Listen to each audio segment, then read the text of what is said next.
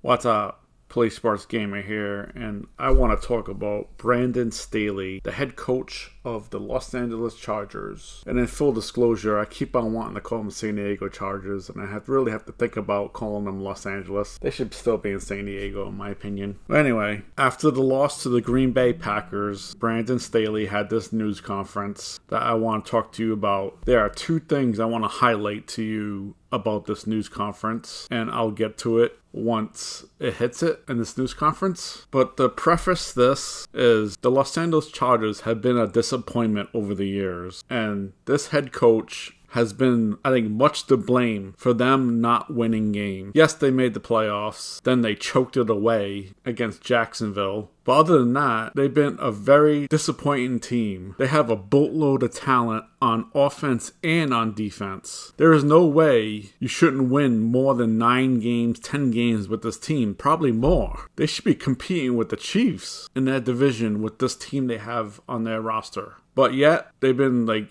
8-8, 7-9. Yes, they had a good year last year, but they barely squeaked into the playoffs. But a lot to blame has been on this head coach. And it reminds me, I don't know if everybody remembers Jeff Fisher, who was a head coach of Tennessee, took him to Super Bowl, and then was the head coach of the Los Angeles Rams. It used to be St. Louis Rams, but they moved to Los Angeles, and he was the head coach there. And I know this because I've been watching this Amazon show, All or Nothing, that goes through specific teams during the years. First was the Arizona Cardinals. Now I'm watching the Los Angeles Rams with the last year of Jeff Fisher. So this is why I'm thinking of this, because when he was the Rams, he had a boatload of talent, just like Staley, and he won 6 games, 7 games, 8 games. He was known as the 8-8 coach, because he just couldn't win with that team. Same thing with Staley. A lot of talent can't win. So let's listen to this conference, and I will point out the two things I think is ridiculous in this coach, and this coach should be fired. I'm surprised he hasn't been fired already. So let's go.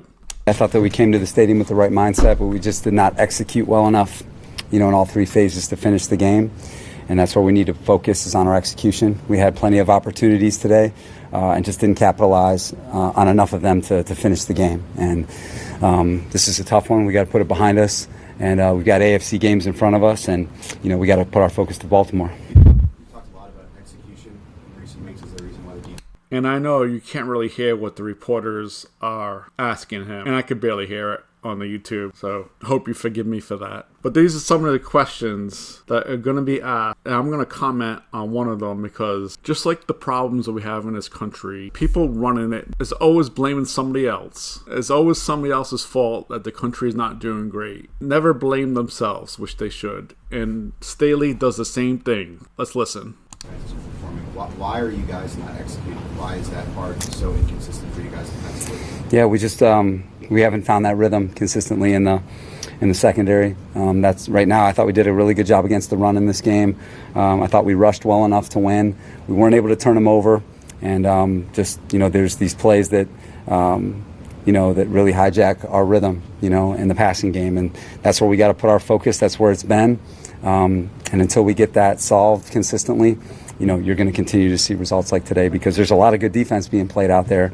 But then, you can't foul on 3rd and 20. You can't cut people loose. You can't miss tackles. And, we got to play cleaner football. Are you still not giving any consideration to giving up play call? No.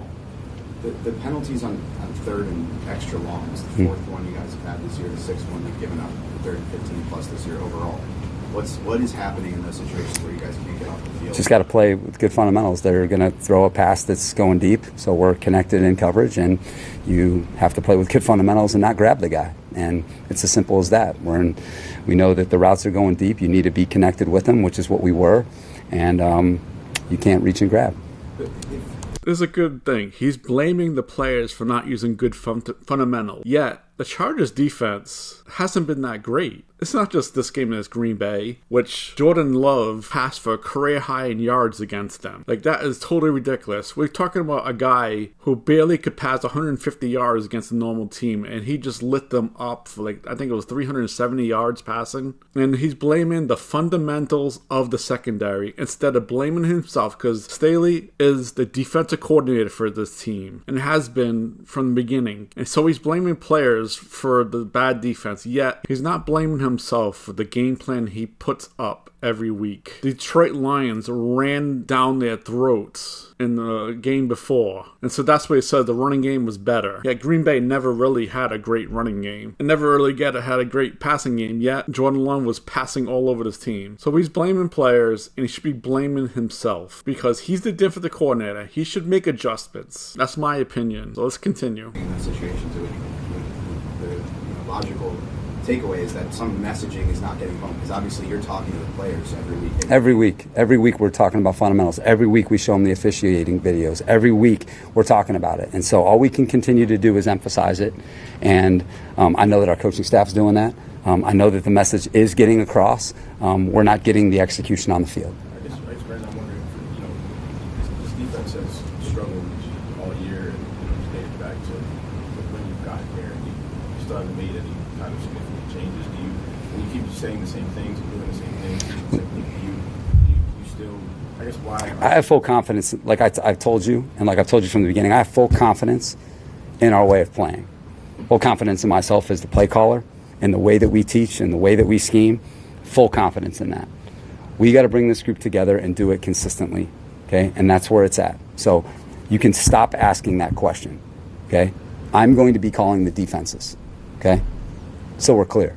So you don't have to ask that again. So as you can see, he's jumped down the throat of the reporter, because I think he's mentioned, I can't really hear, but maybe he said maybe he should bring in somebody else to help with the defense, since the Chargers defense has been lackluster through the years. Not just this past weekend, but it's been lackluster through the years. The offense has to always be a shootout for them to win. The defense hardly ever shuts down the other offense. So he's blaming the players for not listening during practice, because the coaching has been telling them what to do, yet the players, for some reason, don't do it every week. It's not the coach's fault, it's the players' fault. I'm blown away that he's still the coach of this team. He should have been fired probably last year. I put a video out 10 months ago, I just saw it, and asking that Staley's going to get fired. Yet he stayed on, and he's proven it time and time again that he's not a good coach. He's not a good head coach. He makes blunders almost every game. And I don't know what's going on with the owner of the Chargers. I almost said San Diego. I probably did say San Diego during this video. Or the GM. This coach should be fired. If he actually hangs on for the rest of the year, he will be fired. I think he will be fired in the offseason. They're in last place. This is not a last place team. The Denver Broncos are ahead of them in the standing. This is inexcusable for this team with this talent to be so bad. There are coaches out there that perform better that still got fired. Yet this guy still, I don't know if he has some dirt on the owners or the GM or something. I'm blown away that he's still the coach. It looked like Michael was there. What exactly happened? Yeah, he wasn't. We weren't communicated well enough in that situation, and he turned him loose. I think your fan base would hear full confidence, right, in everything that you're doing, and they see the product on the field, and they would see a disconnect there. So why? I'm not here to talk to the fan base. I'm here to talk to my players, the locker room. I know that we give ourselves a chance to win every single week with the game plans that we have, okay? And we have done it here. You guys act like we've never played good defense. That's not the truth. That's not the truth. You act like we haven't made any improvements. Today, in the run game, we played outstanding. We're rushing the quarterback well. What we got to do a better job of is in the passing game. And that's where our full attention is, and it's where it will continue to be. There were a lot of other things that caused us to lose today. It certainly wasn't our defense. It was the way we played as a team. We didn't play well enough on the red zone on offense. We dropped too many passes. Okay, we gave up a few killer sacks. Okay, we did this as a team.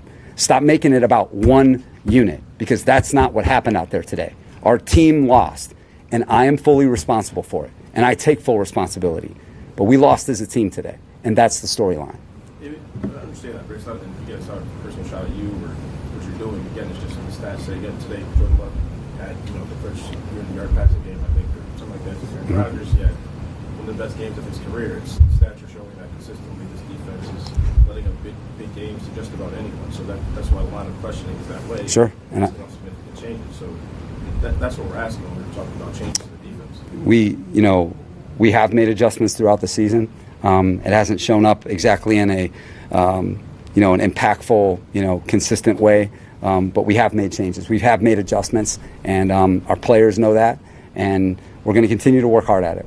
We're a little bit past halfway, and we'll see what progress we make moving forward. So the defense maybe had a game or two that were good, but overall, the majority of the game's defense was bad. Staley is to blame. And he's just said, we made adjustments that hasn't worked. Well, you're going to make different adjustments. Maybe watch some game film on a good defensive coordinator and maybe steal from them to incorporate in your defense to make it better. Because whatever is in your head, it is certainly not working. I'm going to end the video here, but I really think Staley should have been fired a while ago. It probably shouldn't have been fired last offseason, but he's continued to make this talented team bad. You have a quarterback, Justin Herbert. You should win the majority of your games. Plain and simple. Austin Eckler's a running back. That was a killer fumble. I had him in fantasy and he fumbled inside the 5, but your defense is not working. Jordan Love was throwing the ball all over the place, and your defense couldn't stop him. That's laughable and that's embarrassing, and you should be fired. So let me know what you guys think. Please comment below, like, and subscribe. Thanks. See ya.